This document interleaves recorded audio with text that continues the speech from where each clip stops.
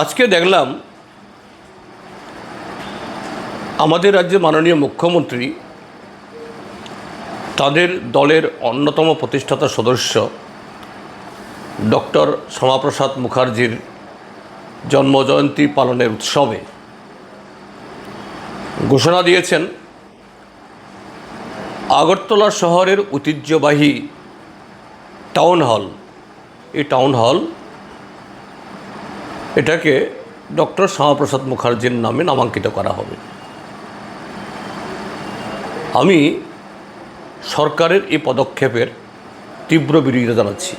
কেন না, ডক্টর শ্যামাপ্রসাদ মুখার্জির নামে কোনো এরকম স্মারক, কোনো প্রেক্ষাগৃহ হোক, কোনো বিদ্যালয় হোক,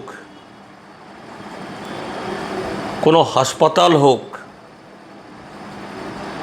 বা অন্য যে কোনো কিছু হতে পারবে না, কথা বলছি না। আপনারা সরকারে আছেন, রাজ্যের হাতে টাকা না থাকলেও কেন্দ্রের সরকারের হাতে টাকা আছে।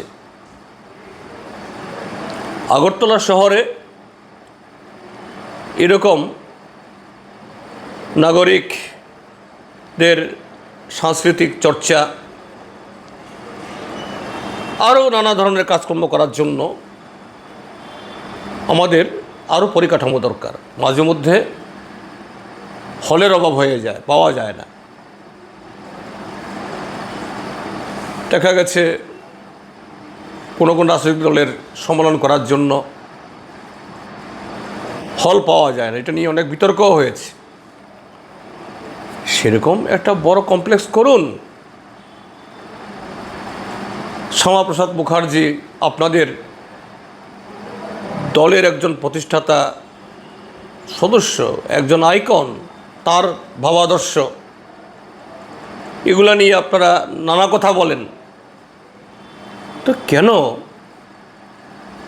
এটা প্রায় 40 বছর আগে একটা ইমারত তৈরি হয়েছে এবং সেটা একটা সময়তে রাজবাড়ির লালবাড়ি বলতো। এই লালবাড়িকে ভেঙে তার উপরে এই টাউন হল গড়ে উঠেছে। ভারতবর্ষের তৎকালীন উপরাষ্ট্রপতি,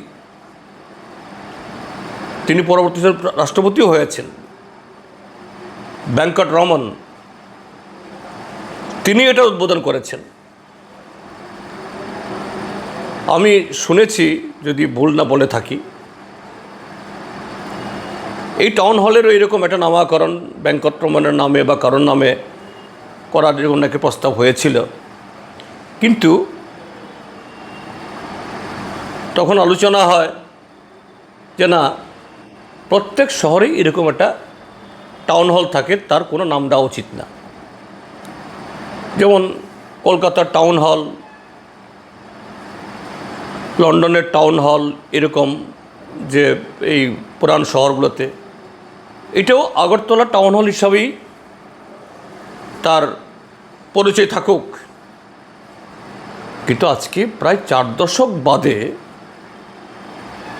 শ্যামাপ্রসাদ মুখার্জির নাম দিয়ে এই ঐতিহ্যকে করা, এটা তো শ্যামাপ্রসাদ মুখার্জির প্রতিও সঠিক শ্রদ্ধা জ্ঞাপন করা হলো না, একটা ঐতিহ্যকে অস্বীকার করা হলো।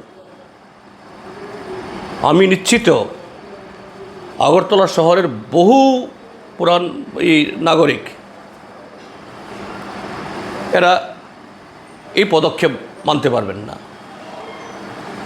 আমি রাজ্য সরকারের কাছে পুনরায় আবেদন করব, এটা পুনর্বিবেচনা করুন। শ্যামাপ্রসাদ মুখার্জিকে অন্য কোনো জায়গাতে আরও বড় আকারে, বড় পরিসরে, আরও বড় কিছু করে এরকম একটা গড়ে তুলুন। এতে আমাদের এই আগরতলা বা ত্রিপুরা রাজ্য নতুন একটা পরিকাঠামো পাবে এবং আপনারা আপনাদের দলের নেতাকে শ্রদ্ধা জানান। এরকম একটা ব্যক্তি হিসাবে আমরাও শ্রদ্ধা করি, মতাদর্শগত আলাদা হলেও। তো এটা আজকের যে কাজটা হলো এটা অত্যন্ত অবাঞ্ছনীয়, অনুচিত এবং শ্যামাপ্রসাদের প্রতি সঠিক মর্যাদা দেওয়া হলো না। এটা সরকার অবশ্যই পুনর্বিবেচনা করে দেখবেন, এটা আমি আশা করি।